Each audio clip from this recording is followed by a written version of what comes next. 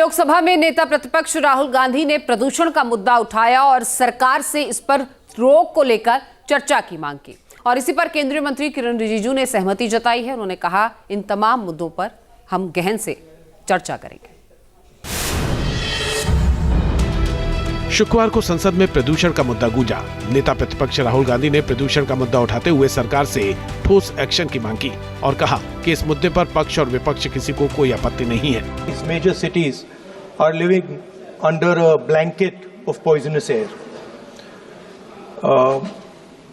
Millions of children are getting lung disease.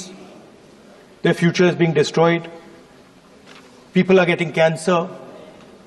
Older people are struggling to breathe. This is an interesting issue because I'm certain that there will be full agreement between the government and us on this issue. This is not this is not an ideological issue. This is, everybody in this house would agree that air pollution, the damage it is doing to our people, is something that we would like to cooperate on. वहीं सरकार की ओर से केंद्रीय मंत्री किरण रिजिजू ने सरकार का पक्ष रखा और भरोसा दिलाया कि सरकार राहुल गांधी के सुझावों और प्रदूषण के मुद्दे पर चर्चा के लिए तैयार है।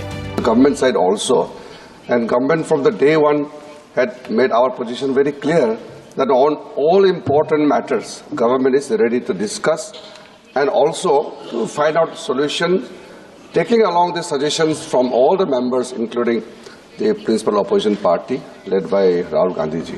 राहुल गांधी ने केंद्र सरकार से पूछा कि वायु प्रदूषण के मुद्दे से निपटने के लिए अगले 4-5 साल का प्लान क्या है। इस मुद्दे पर दोनों पक्षों ने चर्चा की सहमति जताई।